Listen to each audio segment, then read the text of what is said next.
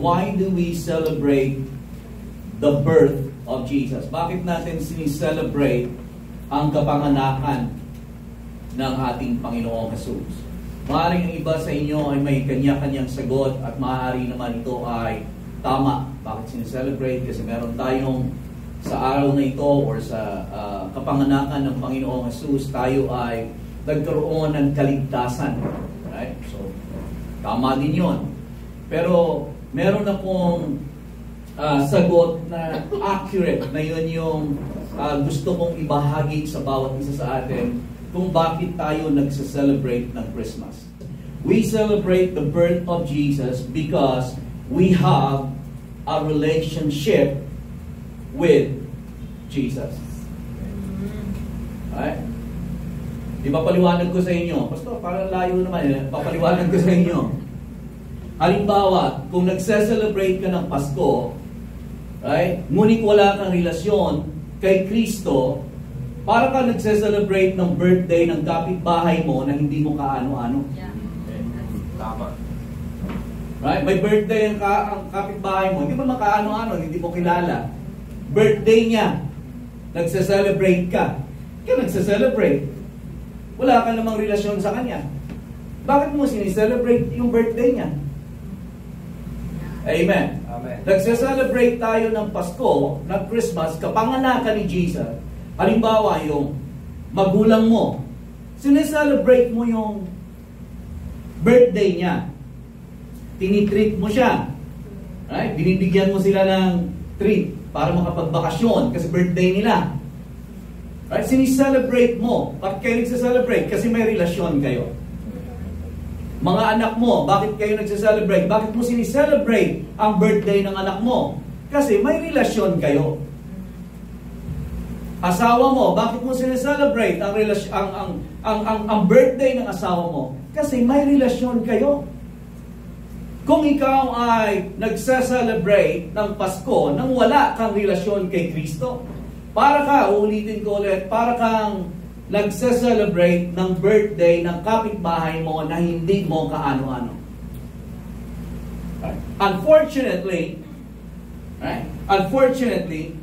kadalasan sa atin sa ngayon, nagse-celebrate lang tayo, ang maraming tao, nagse-celebrate ng Kapaskuhan base lamang sa relihiyon o tradisyon. Hindi celebration base sa isang relasyon. Amen. So why do I celebrate Christmas? Because I have a Savior. I have a relationship with my Savior Jesus. So meron akong personal na relasyon sa Kanya. Kaya ang kapanganakan niya ay isi-celebrate ko sapagkat ito ay may kinalaman sa buhay ko. Amen. Bakit ko sineselebrate ang birthday ng asawa ko? Kasi ang kapanganakan niya, kahit na siya ay, ngayon ang asawa ko ay 53 na mukha lamang 43. Anyway, pabiro ng konti. Pero bakit tayo nagse-celebrate, right? Michelle, bakit mo isi-celebrate yung birthday ni Brother Ben? Kasi may kinalaman kahit na siya ay kinasal kayo how many years ago, pero ang kapanganakan niya ay yun yung naging dahilan upang si Brother Ben ay maging bahagi ng buhay mo. Amen. Kaya natin sineselebrate yung kanilang kaarawan. Kasi ultimately, sila ay isinilang sa mundong ito at tayo ay nagkaroon ng relasyon sa kanila. Nagdugtong ang ating buhay.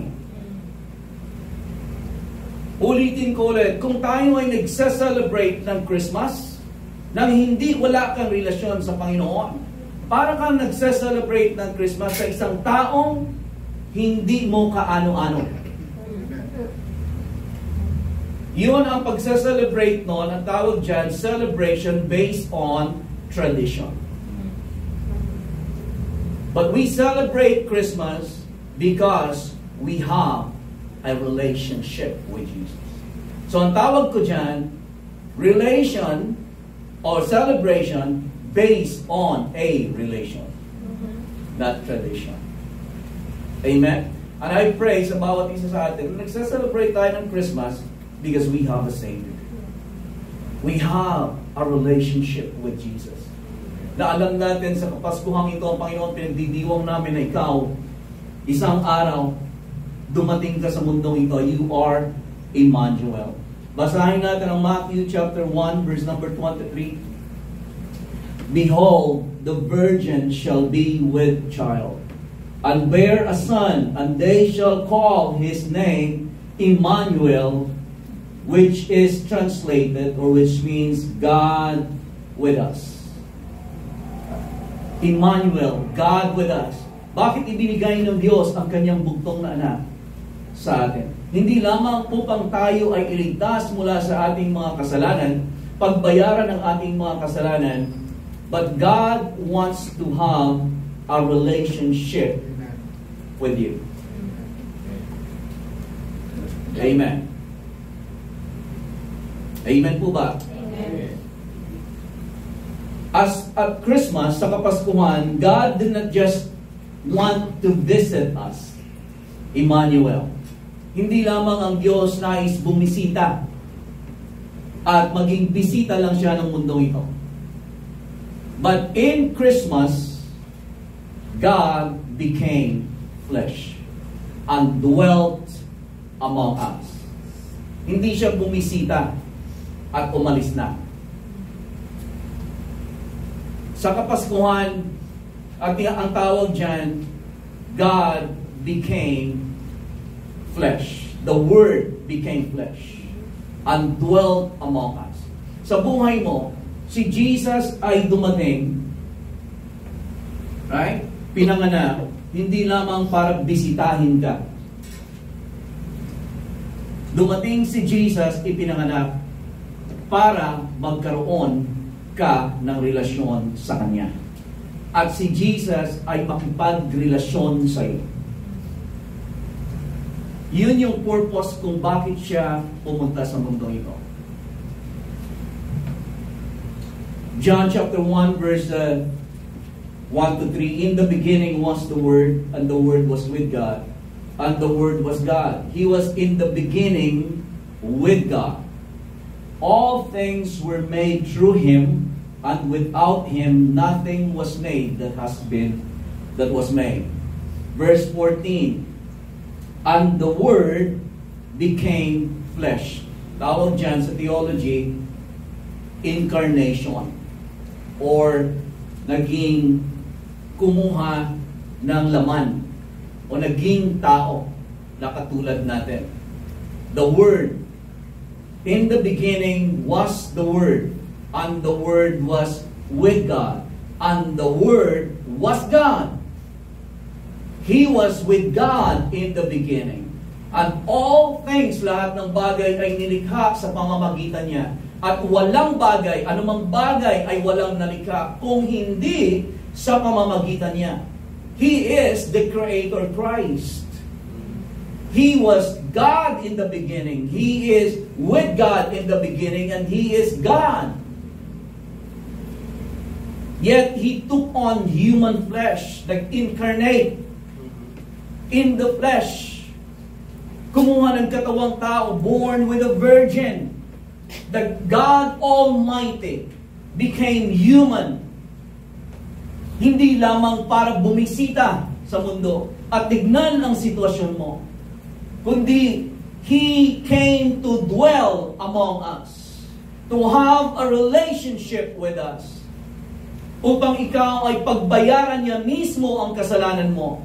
Na sa halip na ikaw ang magdusa at magbayad sa mga kasalanan mo, siya ang nagdusa sa krus sa Kalbaryo para sa iyo. Amen. Hindi lamang yan upang pagbayaran niya ang kasalanan mo, kundi na ang Panginoong Jesus that He wants to spend eternity with you. Nais kang makasama ng Diyos. Alam niyo, in every relationship, sa bawat relasyon, in every relationship, ang experiences natin ay hindi nagiging meaningful kung wala tayong kasama. ang pinakamagagandang bagay at experience sa buhay natin ay nai-experience ito at nai-enhance at lalong sumasaya ang experience nito kung meron kang kasama. Amen. Ang Diyos, alam niyo po ba, na wala siyang kulang. Subalit pinili ng Diyos ni Jesus na iniwan. He was Word in the beginning. In the beginning was the Word. And the Word was with God. And the Word was God. He was with God in the beginning. All things were created through Him and for Him. Amen. Yet, iniwan niya ang kaluwalhatian ng kalangitan. He took on human form, died on the cross to pay for your sin. Upang sa halip na tayo ang maparusahan sa impyerno, siya ang pinarusahan. Nag-sacrifice siya, sinakripisyo niya ang kanyang buhay para sa atin. Pinalit niya ang kanyang buhay. Ang buhay mo ay kinuha niya at pinagdusahan niya doon sa krus. Upang ang buhay niya, ang kanyang kaluwalhatian ay mapunta sa iyo. Not only hindi lamang tayo pinatawad ng Diyos sa ating mga kasalanan, kundi naparito ang Panginoon so that He can spend eternity with you. Think about that. Isip-isipin natin ng konti yon. Maybe this is over-obvious. Maring ito ay sobrang obvious niya. But the Almighty One became God with us. God, He became, the Word became flesh, dwelt among us, God with us, because He wanted to be with us. And not only wanted to be with us, but He wanted to be in us. Ito ang isang napaka-amazing na kaisipan na maaaring sa inyo. God wants to spend eternity with you.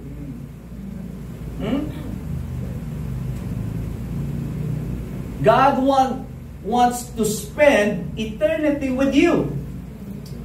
I'll say that again. God wants to spend eternity with you. Maaaring sabihin niyo, Pastor, ako nga minsan sa sarili ko, naiinis ako sa sarili ko, ayaw ko nga makasama minsan ng sarili ko. But God wants to spend eternity with me, na kahit ako, minsan, hindi ko na maintindihan din ang sarili ko. Yun sa sarili mo na. Pero minsan sa mag-asawa, hindi po ba? Na parang ang pagsasama natin ay nagkakasawaan na tayo. Ay, hindi sa amin yun. Praise the Lord. Hindi supposed to be hindi sa atin. Subalit kung tayo ay hindi si Jesus ang sentro ng pagsasamahan ninyo, magsasawaan kayo sa isa't isa. Darating kayo sa point na parang gusto ninyo, ayoko na makasama ito. Pero kung si Jesus ang sentro ng pamilya ninyo, ng relasyon ninyo, you will enjoy every day of your life. You will laugh together, pray together, laugh together, enjoy life together. At lalo kayong tumatagal sa bawat taon, lalo kayong nagtitibay sa inyong relasyon. Lalo niyo na-enjoy ang isa't isa because relationships are meant to be enjoyed. Narito pa po ba kayo? I'll say that again. Relationships are meant to be enjoyed. Yun yung nagpapasarap sa buhay. Pero kung magiging honest ng bawat isa sa atin, right? Relationships sometimes are hindi siya enjoyable. Hindi po ba? Minsan sa relasyon, yun yung mga panahon na kung saan nakakaranas tayo ng labis na sakit in our relationship. Kasi ulitin ko, walang labis na makasasakit sa iyo emotionally, kundi yung taong pinakamalapit sa iyo. But relationships are meant to be enjoyed. But again, ulitin ko mga kapatid, actually, yung ating bilang mag-asawa, ang pag-aasawa, pagsasama ng mag-asawa, ay tulad ito, ng relasyon ng ating Panginoong Jesus sa bawat isa sa atin, sa church o sa iglesia. Praise the Lord. O nakaraan, kinuha ko ng isang mga bata pa, 26 years old and 30 years old na lalaki na mag-engage na magpapakasal sa February. And then, of course, nag-meet up kasi hindi ako kilala na lalaki.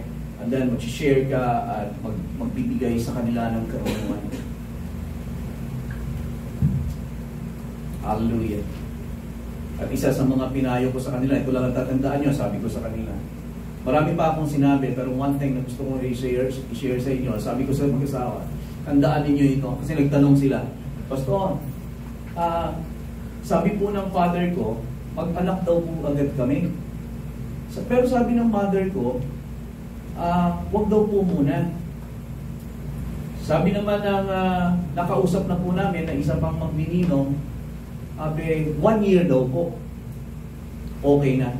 Ano po naman ang masasabi nyo? Sabi ko, nasa inyo yan. Pero ito lang ang tatandaan ninyo, na kahit dapat, ang bawat isa sa inyo, hindi lamang sa araw ng kasal ninyo, kundi even pagkatapos ng kasal, dapat maintindihan ninyo na ang isa sa inyo ay priority ninyo. Siya ang priority mo, ikaw ang priority niya. Hindi ang trabaho. At kahit na magkaanak pa kayo, ang priority ninyo ay hindi ang anak ninyo, kundi ang isa't isa sa inyo. Kasi maraming relasyon ng mag-asawa ang nasisira at hindi yumayabong at hindi nagtitibay dahilan sa naging nung nagkaanak na ay nag-priority na ang anak. Hindi na kita maalagaan kasi may anak tayo. Nawawala ng relasyon ninyo. Yung lalaki naman, sasabihin ng lalaki, kailangan ko magtrabaho, may anak na tayo. Napabayaan ninyo yung relasyon ninyo, ang dalawa. Kapag napagtibay ninyo ang relasyon ninyo, ito ang may sasalin ninyo sa mga anak ninyo.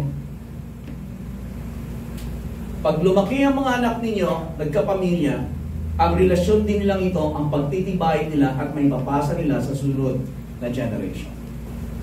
Amen po ba? Nariyan pa po ba kayo? Marriage counseling po ito.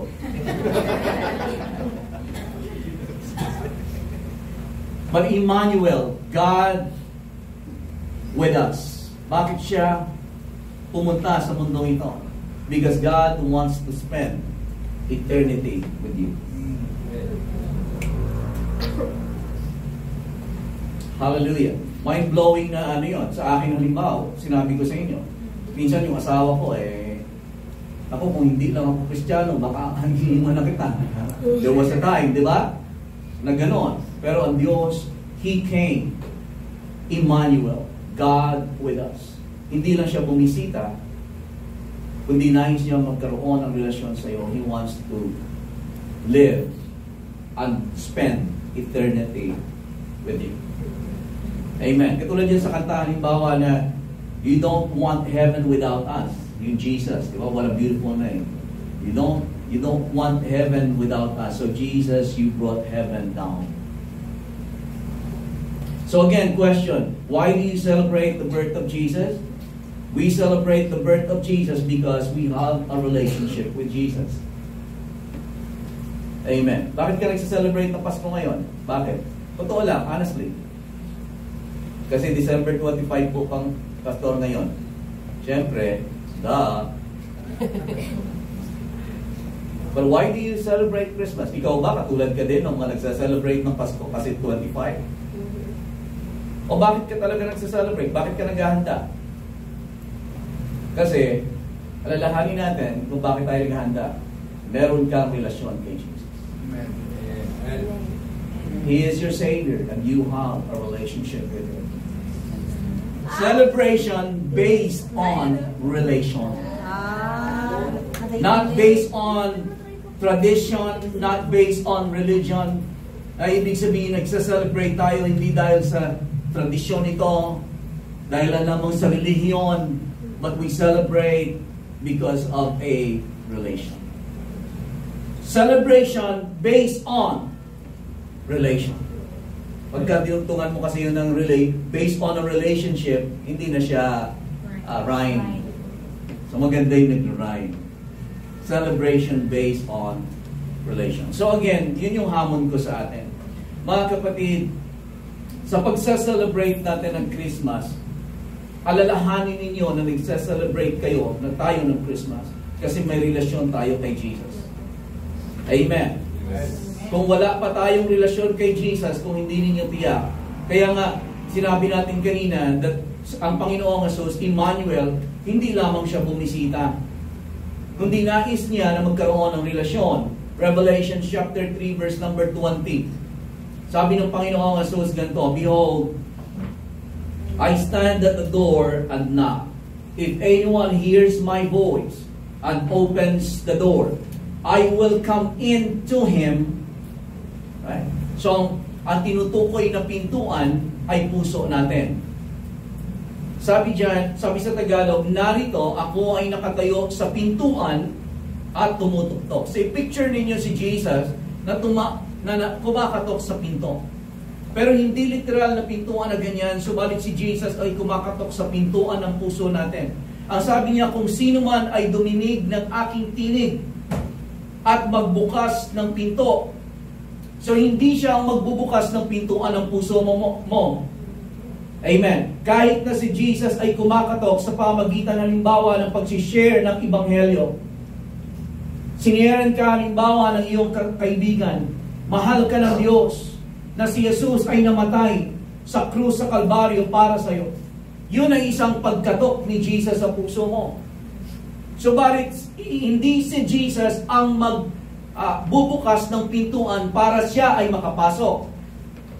Ikaw ang magbubukas ng pinto. "Kung sino man ang didinig ng aking tinig at magbukas ng pinto, ako ay papasok sa kanya at hahapong kasalo niya at siya ay kasalo ko. I will dine in, I will come in and dine with him and he with me." Anong ibig sabihin nun? Na kami ay kakain na magkasalo. Ang ibig sabihin niyan, relasyon.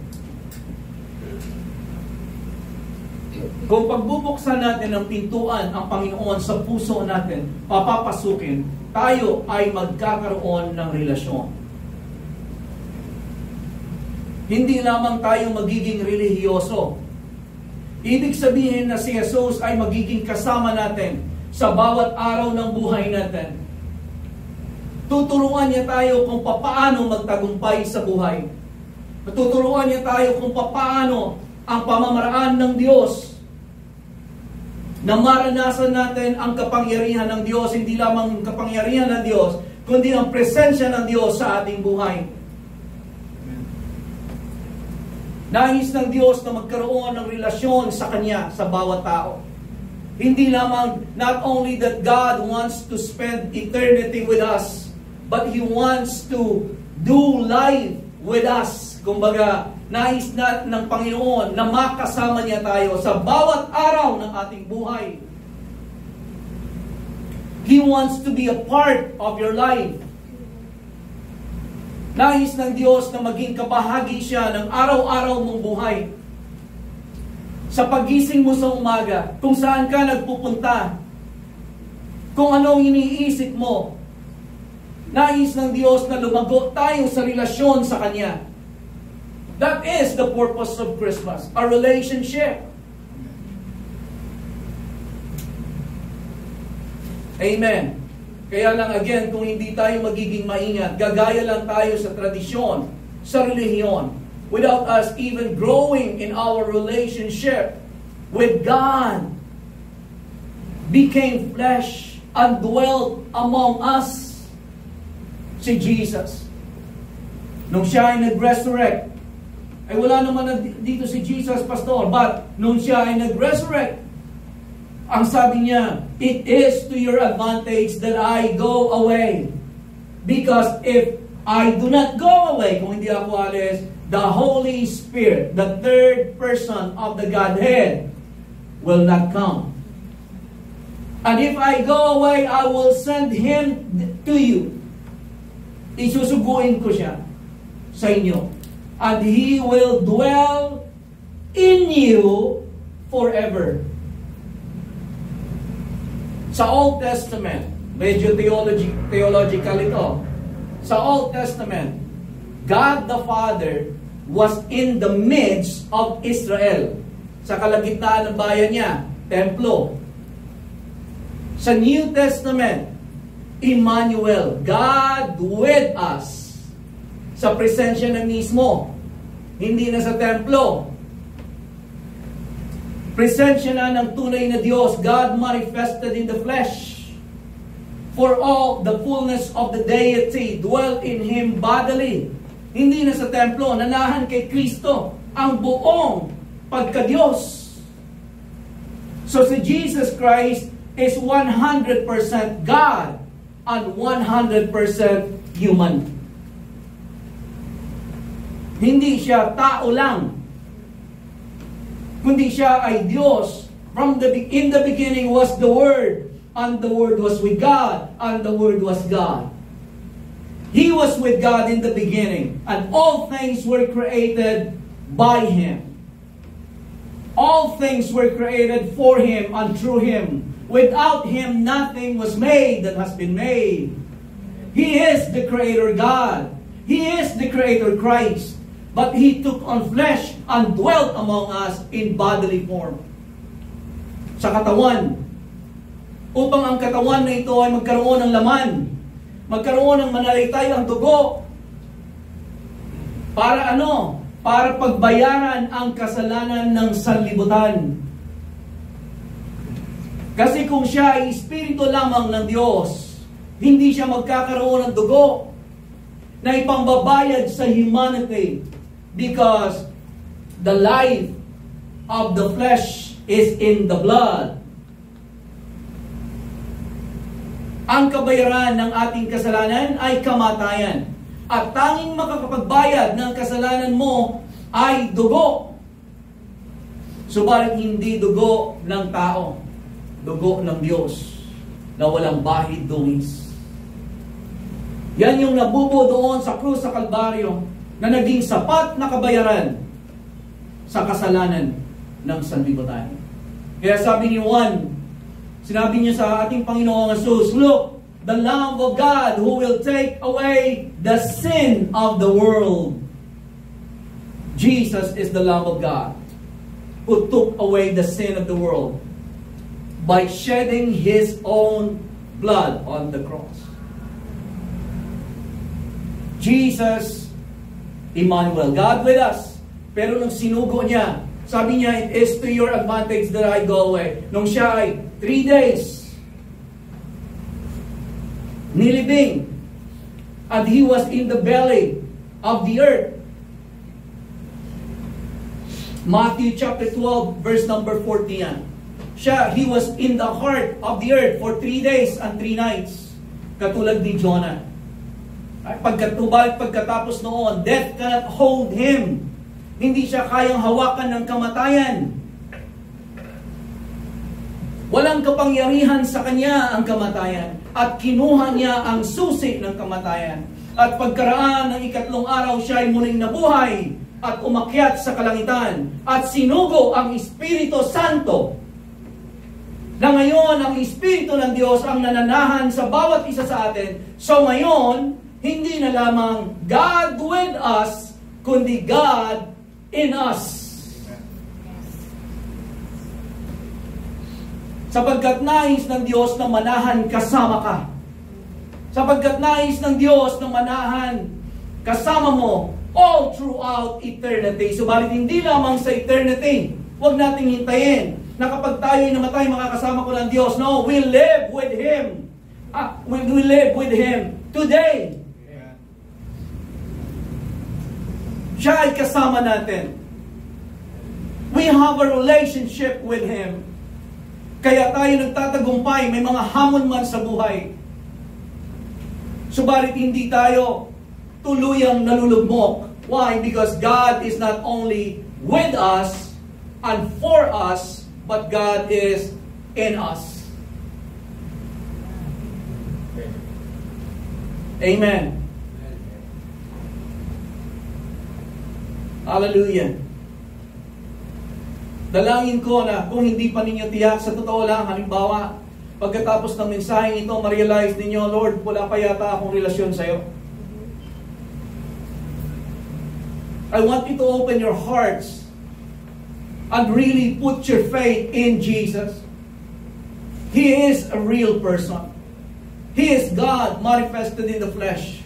At kahit sa ngayon, amen, you can receive Christ to be your Lord, to be your Savior. Panginoong Jesus, sa totoo lang, Lord, I have to be honest, magiging honest ako, Panginoon, pero para bang,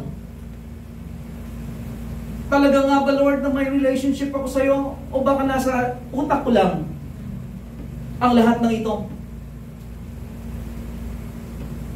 Baka nandito lang, Lord, ang pagkaalam ko sa iyo, pero hindi kita naranasan sa buhay ko.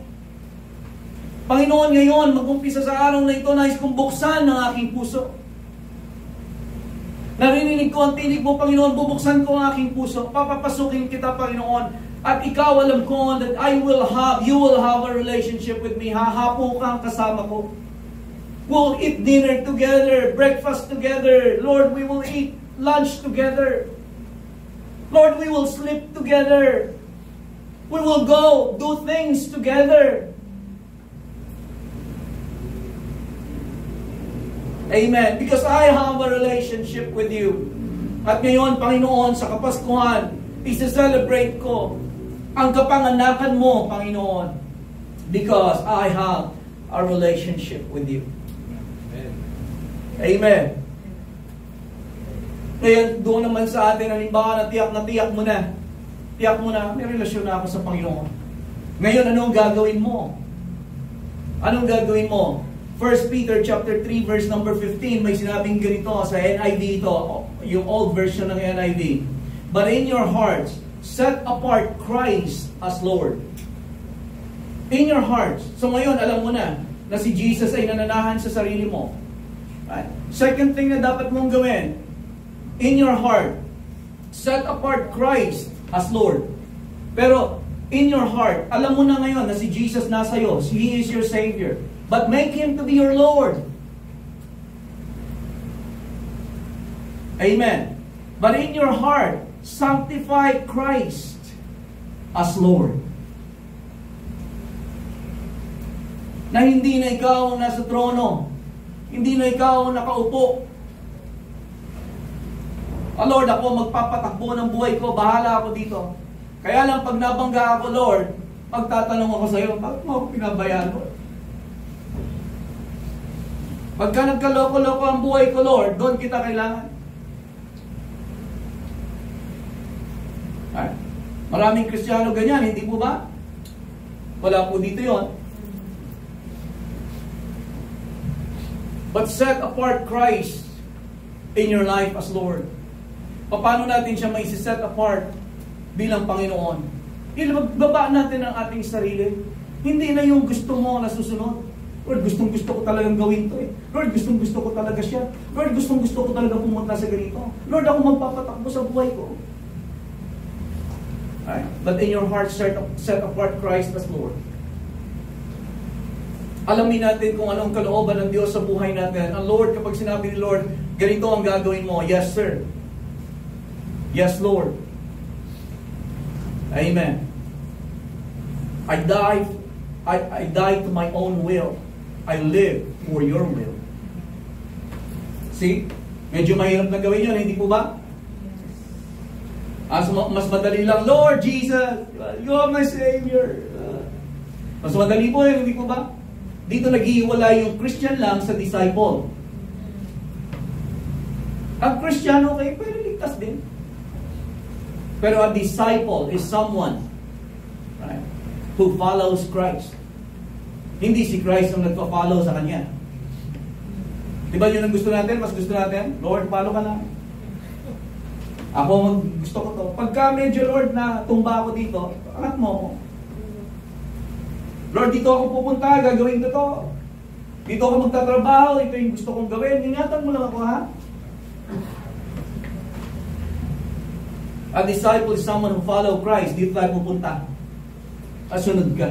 Ano layo ko dyan? Amen. Celebration based on relation.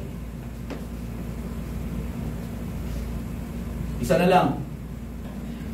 Isang bagay na lang nais kong i-share sa atin na parang magsiset sa atin na si Jesus. Ito simple lang to. Na gusto kong makita sa bawat isa sa atin. Even I myself, dinidesire. Sa kapulungan ito, hindi na tayo lalayo pa. Pero utos ng Panginoon ito sa lahat ng mga mananampalataya. Pero ibabato ko sa inyo. Kasi ito yung diwa ng Pasko. Isa sa diwa ng Pasko. Sabi ng Panginoon sa John chapter 13, 34 and 35, "A new commandment I give to you, that you love one another as I have loved you, that you also love one another.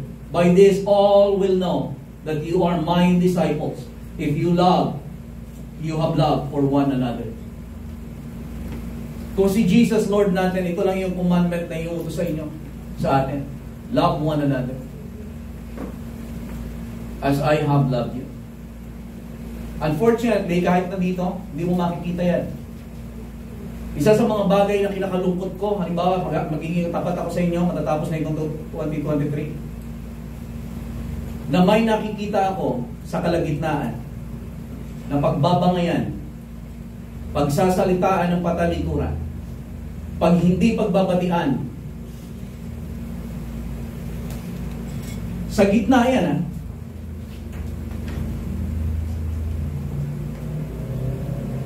Ang sabi ng Panginoon, a new commandment. If Jesus really is our Lord. Amen. Ito yung dapat nating ipasako. Panginoon, mukhang mahirap. Pero sa tulong ng Santong Espiritu, Panginoon, ibababa ko ang sarili ko. Narito po ba kayo? Kasi kung nasa religion ka lang, attend ka lang kada Sunday at na lahat ng naririnig mo na salita ng Diyos wala din sa'yo. Right? Nagdududa ako. Kung si Jesus ba talaga ay naranasan mo ang kanyang kapatawaran sa buhay mo. Kasi kung naranasan mo ang pagpapatawad ng Diyos sa buhay mo, makikita mo na kaya mong magpatawad sa kapwa mo. Ang nakakalungkot, hindi po ba? Magkakapatid yan sa Panginoon. Nagbabangayan. Nag-aawayan.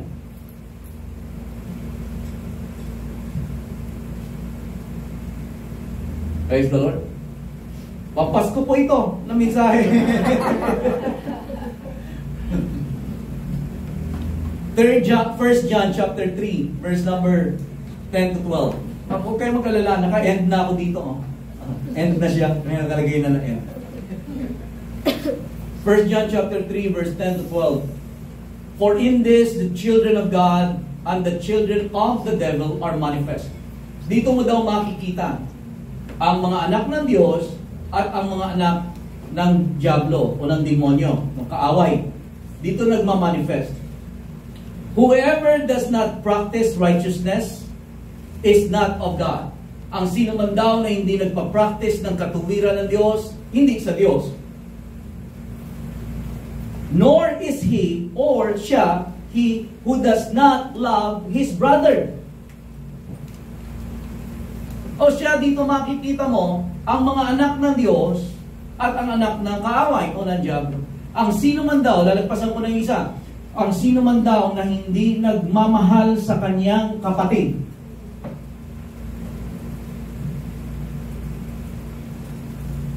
verse 11, for this is the message that you heard from the beginning. Ito yung mensahe na narinig ninyo buhat nung umpisa pa. Ito yung binasa natin kanina doon sa John chapter 13 verse 34 to 35. That you love one another. Yun yung first message. Yun yung law of Christ. For this is the message that you have heard from the beginning, that we should love one another. Yun yung mensahe. Love one another. Not as Cain. Huwag ninyong gayahin si Cain, who was of the wicked one and murdered his brother. Huwag ninyong gayahin si Cain. na kabilang sa kaaway, na pinatay niya ang kanyang kapatid. And why did he murder him? Bakit niya pinatay si Abel? Kasi ang kanyang gawa ay masama at ang gawa ng kanyang kapatid ay matuwid. Jealousy. Alam niyo, laging ganyan yan. Pag ikaw ay namumuhay sa liwanag, yung mga taong namumuhay sa dilim, magagalit sa iyo. Kung ikaw ay matuwid, namumuhay ka ng matuwid, yung mga kapitbahay mo na hindi namumuhay ng matuwid, galit sa iyo yan. Kung ikaw ay hindi umiinom, nagsisimba ka sa church, hindi ka nagsasalita ng laban sa kapwa mo, ang mga kapitbahay mo na manginginom, chismosa, magagalit sa iyo. Alam ko sino. Laging ganyan. Sa trabaho, kapag ikaw halimbawa ay matapat na empleyado, sumusunod ka sa oras, hindi ka kumukuha ng anumang hindi sa iyo, kundi sa kumpanya. Maayos ang pagtatrabaho mo sa oras, may integridad ka sa oras. Yung mga taong nagkakat ng oras, paupo-upo lang, magagalit sa iyo. Bakit niya pinatay si Abel? Kasi ang gawa niya ay evil. So no wonder, nagkakaroon ng pag-aawayan kasi ang karakter ng iba masasama. Ang iba, mabubuti. Kung mabuti sana lahat, hindi na mag-aaway. Makikita nila magkakapatid sila.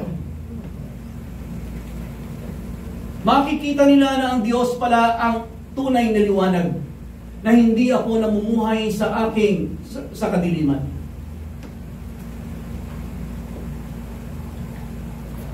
Narito pa po kayo? Sa atin, wala na akong sa atin siguro na i-exhort sa inyo for this last sa susunod na linggo, Thanksgiving natin. Thanksgiving celebration natin, year-end, na kung saan papasalamatan natin ang Panginoon sa kanyang kabutihan sa buhay ng bawat isa sa atin.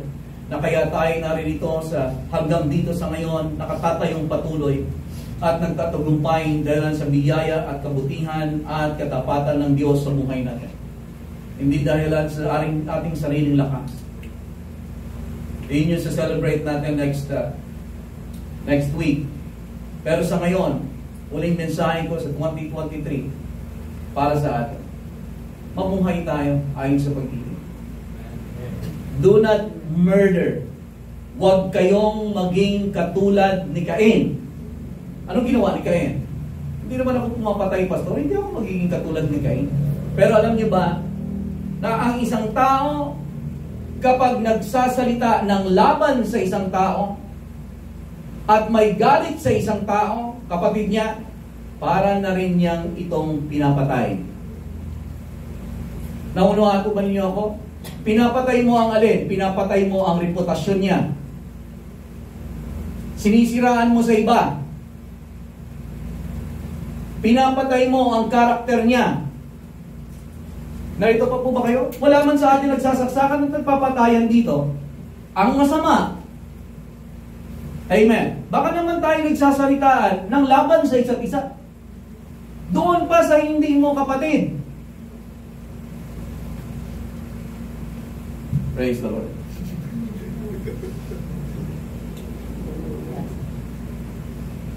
Hallelujah. Kahit sa akin lang, bilang pastor ninyo mga kapatid, at nagsasalita ako ng mula sa puso, masakit yon. Baka akala natin okay lang, pero higit sa Panginoon. Alam ko, naiintindihan ko na tayo ay may laman, kasi ang laman mo talaga magre-react yan. Pag sinampal ka, huwag ninyo ako sasampalin kay kasi kahit buksan ninyo yung damit kong ganito, wala kayong makikitang S dyan.